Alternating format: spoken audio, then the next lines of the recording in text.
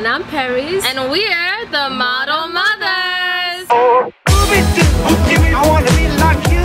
I wanna walk like you, talk like you too. So for today's episode, we're gonna be talking about our angers and frustrations in marriage and with our husbands.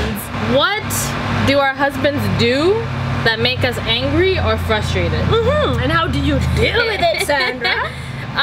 So I'll go first. You know, being married as long as I've been. So I've been married for 6 months. But we dated for 5 years, so I know Christian, so there are many things. This is gonna sound stupid, but I would say maybe even number one thing that gets me frustrated would be that Christian can be very over the top. So if I say, oh, you know, Christian, I really didn't like how you did that, or like I didn't like how you responded to this thing, I'd really like it if you maybe more so did it like this, whatever the situation was, he'll go above and beyond, almost too much. You're doing this, but now you went him. You blame him for not doing enough, and then you does blame it him too for much. doing it. Yeah, and I get frustrated because I'm like, I didn't ask you to change your whole thing. It was just one little thing. And how do which you sounds deal dumb. with it? No, it's not dumb, but then how do you deal with it after that? Now, how do you come to a happy... So I've learned to like ask myself, is it really that bad? Is it really that annoying? Am I really that frustrated? Or is it just how he does something and I can be okay with it? At the end of the day, does it actually affect the thing he's doing? Exactly. Does it really change the outcome? Because if it doesn't, what's even the point of me making fuss out of making a whole big deal? And I still struggle. I'm so bad. Wow. That's like the number one. Yeah. And sure. That's your up there. Like, yeah. And what's that? Not so up there, but it's still frustrating. Okay, a funny one. Christian reads too much. Reading, gosh. If only those are the things those are the only things. Okay. My husband read too much. Okay, like literally every chance he gets, he'll read. We go out, he'll be like, oh, should I carry my book? I'm like, we're going out, when are you gonna read? But he's like, you never know when you'll have the opportunity. And I'm like, so does it make you feel like sort of he's giving the book more attention than you? Really, like competing with a book? I'm competing with, yes, and you can't compete, there's so many books. But yeah, I'll be like, can't you just like hang out and spend time together? Why do you have to read? And he'll be like, you could do your thing. I'm like, but I don't want to do my thing right now. I want us to do our thing. But our compromise with that one is we just make time to do stuff together. So like just like simple stuff, not like going out on dates. That's a whole different thing. Yeah. But more so like watching TV together for maybe an hour. Like not long, like not that we have to spend now the whole afternoon, but like we'll watch an hour or two of like a show that we like, that we have in common, yes, and then go do our own thing. And then I'm like satisfied that we spent time together. We got to talk about something random that just kind of fuels conversation, and now we're good. Now we go off and do our own thing. So what I'm getting is this: those things were frustrating you, but in frustration you came up with a solution that is now working for you, that you don't feel like you're competing with this book. He now have his time that he can go read, and you don't feel like, why is he reading? And at that time you can do whatever it is that make you happy. Exactly. And then you have time that you share together. Yes. That's so good. Mom, I'm glad you came. Expose. This is so funny how this 23 years. What has Dad been doing? I did not know what topic we don't discuss the topic that we don't talk about. We just like we like, so what's the topic? And then she tells me she's the one who come with the topic, and I just have to go with it. That way we felt we will give you legit thing. It's gonna be authentic. We didn't discuss, so I never know what she's gonna say we talk about. So this one, me, the one that for all those years, and even today, that man I love so much still seem to not get it. It's leaving the toilet up. No, you're joking. The toilet seat up. You're joking. And then I wake up in the middle of the night, I go to the bathroom, and boom, cold water on my butt. Wait, seriously, Mom? Yeah. No way. I feel like I can't believe it. Seriously? You can't believe that silly thing? It bothers me. It's that silly, but those are the most irritating thing. Like, you should. What, Honey, we talked about this yesterday. Why today again? He's like, oh my God, I did that again.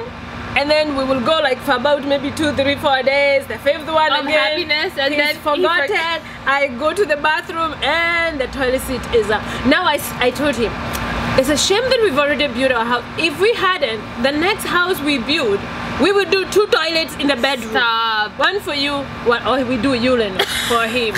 One for you, one for I really me. can't believe that this is the I know, thing. but you see, it's silly those little frustration. things that sometimes that makes you feel. Yeah. You're not listening to Why me. are you not getting it?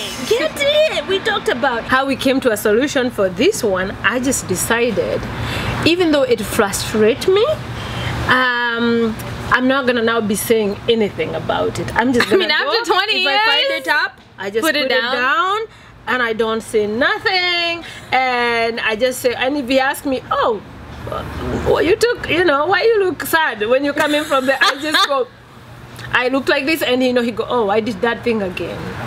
Christian I'll doesn't try do and that remember. actually, because He we doesn't live leave his toilet up. We live together, right, at my Yeah, apartment. yeah. No, I never had to deal with that. I think, you know what? Yeah. I think maybe one time, Yeah, just like, just absent, he didn't do it. yeah. And yeah, I fell into the toilet, and it never happened Especially again. in the middle of the night when you really have a sleep Jeez. and you go there and you sit and you're like, am I sitting in cold water right about now? It's not a Wow. nice feeling. I can't But believe anyway, that's one of the, the things silly that one. it's a silly thing, but it bothers me. I know I'm not a big person, I'm like a baby. Another one. Yes, another one. Another silly one. See, mine are silly ones. I can say, I don't like to say those big things. Big things you can discuss, come with a solution. It's the little things that really actually that bothers repeat, me. yeah. Now, dirty socks. When he comes from work, I and know he this removes one. his He socks goes like, and he tosses he it. tries to toss it from downstairs all the way. He hoping it's going to go all the way, and somehow they land in the hamper of the hallway between the bedrooms. So our Before it house, gets into our bedroom. you have the staircase, and there's a ledge, and so technically you could throw. So every day, I know this. My dad comes home from work, he takes his socks off. That's it, and then tries to throw. Usually he succeeds, Not even knowing whether but they there's end up on the somebody there. floor usually. And then we just have to go upstairs and pick it up from there, and then I never open the thought bedroom about- and put in the hamper. I And I'm never like, thought about the other seriously? end. Why can't I just take, why can't you just take your 2 minutes, go upstairs, take your socks, put them in the hamper, like a nice person, and That's calm hilarious. down. I have never And- been hit by the socks though. But you know what I mean? It's silly things like that. Yeah. But sometimes those little silly things can get to big things if you don't talk about it. Yeah. So he knows it irritates me, and sometimes if I'm there, he sees me and he will take them out and then he go upstairs, or he'll just. But it's just like it's a bad habit. It's something you Wow. do and do and do, and you get used to it. Yeah. Yeah. Another thing now, it's This for one's serious. those young couples, yeah. Okay. It's when you have an argument, yeah, or a disagreement, because that happens. Yeah. If you're a couple, you're 2 people. If you know, don't sometimes- argue, that's weird. that's very weird. I actually find that people who love each other always find something you're arguing about, because you can't always be seeing eye to eye. There are No, some things you you're two don't different see. people. Yes. Now, for me, if that happened, I totally go with what we are told, or the Bible also say, don't go to bed mad. Talk about it, solve it, go to bed. Yeah. Solve it. Don't go to bed, because if I go to bed mad, I'll be waking up in the middle of the night like Thinking about it. thinking about it. Then Looking it's at 4 in Dad the and morning, angry? still thinking about it. And then I'm looking at him, he's snoring nice. I'm like, why are you snoring right about now? Aren't you supposed Why to are you be happy bothered sleeping? that I'm not happy? You know what I mean? So my frustration is that he can just forget about everything, turn it off, and just go to bed and sleep nicely. So for the longest, I would insist we need to talk about it Before now. bed. And then he'll be like, but we shouldn't talk about it now because I feel like you're still mad. Too mad. Maybe you need to calm down. And I also feel like I need to calm down. Then we can talk about it tomorrow. But then we'll be sleeping and I'll be like, wake up. He's like, what? It's like 3 in the morning. I'm like, I can't sleep. I've been trying to sleep. You're just there snoring. We need to talk about What's this. funny is that I'm like that too with Christian, where like if something and then we don't talk about it before bed, I'll be laying about it at night thinking, and then same thing. I'll see him sleeping and be like, wow, you're sleeping so well. And then we'll wake up in the morning and I'll be like, how did you sleep? Oh, I slept good. Oh, so you slept good even though we didn't find a solution? So it's a women thing. But then with years, trust me, I've learned. I used to even sleep on the edge of the bed. As if I'm mad with my husband, I'd be going on the edge of bed, stupid, as if I'm hurting him. I'd be like this. I'm not gonna turn because I don't want to touch him, I don't want to see him, I don't want to feel him. So all night I'll be like this. Then I'll wake up with stiff neck, everything hurting, and the man have slept the whole bed, enjoyed it. And so with years I came to learn, stupid to you. When he say, let's talk about it tomorrow, I feel like right now the emotions are too high. Calm down, I calm down, so that tomorrow we can sort of agree to disagree, or we can come in. Then now I realize I need to respect that. He's not dismissing. He's not dismissing at all. the He's issue. just saying, let's more sleep clear over headed. this. Let's be clear-headed, and tomorrow let's discuss. And sometimes he'll be like, okay, yeah, let's talk about this. Let's get over and done with it, and we talk about it, depending with the issue. Yeah. And I realized I had to come to acknowledgement that he's not me. So the way I want things to be solved, it's not the way he wants things to be solved. So I had to get out of my high horse of saying, I am mad, we're solving it now, my way or the highway. To, okay, I'm married. The way he sees things is different with the way I see mine. Things that make me angry actually might not make him angry, and things that actually frustrate him and make him mad might not make me mad. Do you get what I mean? Because we're two different people. So maybe this issue that I'm feeling, it has to be discussed at 3 a.m. To him is a very petty thing. That is like, mad that you woke him up at 3 a.m. to talk about Imagine. He's like, you're lacking sleep over this stupid thing. So you know, so I came to now understand that, and now if we say, let's talk about it tomorrow. Seriously, I somehow I play God. I'm like, let me sleep tonight, God. Do not let me stay awake thinking about this stupid one thing. We will solve it tomorrow. And I have found that this helped me. I have now, I don't have stiff neck anymore. I sleep so good even when, because I realize it's not punishing the other person. It's not. You're just punishing yourself. You know what I mean? Do you think now you and Dad, also having 2 kids, have had lots of arguments or frustrations about your children, like how you're parenting, what you're doing? Because I know me and Christian are going through that with Charlotte, and she's only 3 months. And you're already fighting and I'm like, how you gonna discipline the child? Yeah, or just even how to feed her, how to lotion her, like everything that we do. That's the thing. It's like, how do we do it? It doesn't matter if you do it this way, I do this, or is it something that's important that we should do? It's like just the ongoing, I wouldn't say argument, but more so sometimes it can get to an argument. Sometimes it's just a discussion. Depends on the thing. I agree with you. And you know what happened? It's because your upbringing is different with your husband. Truly. You both were brought up in different homes. So there's no way you can say, so every first thought we have is different. Exactly. Because me, I was brought up like this, and I want now to bring my child this way. And now you're saying, me, I was brought, so okay, I need my baby to be fed at this time. No, you're like, no, I want them to wake up fast and they have a bath, and you know, there's always that, something. You know, oh, I want my child to be going to bed at 7 in the evening, and then the other one goes, oh no, that's too early. Why are they going to bed so early? I think 9 is a good, you know. So what you normally do, me and your dad, we fought a lot about this. Again, upbringing are different. Again, he's a man, I'm a woman. So sometimes you will always think differently. You will see things differently. So we had to agree to disagree, and we sit down and say, okay, what do you think we should do? He said, I think we should do A, B, C, D. And what do you think? I think we should do A, B, C, D. Then we write all that down, or we discuss about all that, and then we say, okay, this is garbage, this is garbage. Let's take these 3 and make it our. Now, because he has his idea, I have my idea.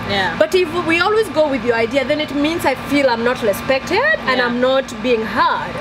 So you have to take the combination of both of your ideas, and then together now do it together and come up with your idea. So for example, it's stupid, but this is what we did. Martin always felt like he wanted to play with his children more, so bedtime should be later. Like, he didn't see, like, they're not going to school tomorrow, you know, when they are little. Like, the baby is only 1 year old. Why are we making the baby go to bed at 7? is the baby waking up to go to work or school? So the thing is, and then I was like, no. Why I'm saying we should put her down at 7 is because me and you now get to have me time, you know, our time together without the disturbance of the baby. Yeah. He's like, okay, that makes sense, but she's not bothering us, she's a baby, so I want, you know. So then what we had to do is, okay, you want her to go to bed at 9, I want at 7, let's come to a compromise. 8. Let it be 8. Now I don't feel like you did not listen to me, and you don't feel like I did not listen to you. You have a bit of both. Exactly. Yeah. So you just compromise. In marriage, there is nothing else. There's no magic pill, people. It's compromise, compromise, compromise, and you have to give more than you are even getting. Because if you are always somebody who just want to get your way, take, get my way, trust me, the other person might be feeling okay giving to you, but eventually they might also give in, you know. They might feel like the person just take, but what are they giving me in return? And then the day they will feel drained, that's where now trouble starts. Because the day they stop giving to you, they start, now you're gonna feel frustrated and again mad. Why are they stopping giving now? And they were, so it's all about compromising. Whatever that is. I think that's the takeaway. It's a good takeaway. So if you're in marriage or planning to go to one, because you don't have to be married, sometimes it's even good to learn before you are in a marriage. I wish I could. And you like, these are things in your relationship you should already be doing. And you just bring it into your marriage. Exactly. What will change will be maybe what you're arguing about, what you get frustrated about, but the foundation of how to deal with it, I think that's what's important. And don't sweat the small things like I do of socks. Really, at the end of the day, if my husband has thrown the socks and it landed on the floor, now should that mess up a dinner that we have, you know, planned? Now, because those are just small things. Don't sweat them. Now you know what I do? I pick up those dirty socks with smile and I put them in the hamper with smile, because I know when I do that, it demonstrates I love him, I care. Even though it's, he knows it's frustrating, but at the same time I become the big person of not allowing the small thing destroy the big thing, and you both feel good, right? That's what matters. And after all, you love them. That's it. You love them, so do what makes them happy, and in return you will be happy. Remember that. Alright, so thank you so much for watching. Make sure to follow us on social media, on Instagram and Facebook. I'm at Sanic Style. I'm at Paris Boothia. Thanks so much for watching this episode. From our loving family to yours. We'll see you guys next episode. We're the Model Mothers.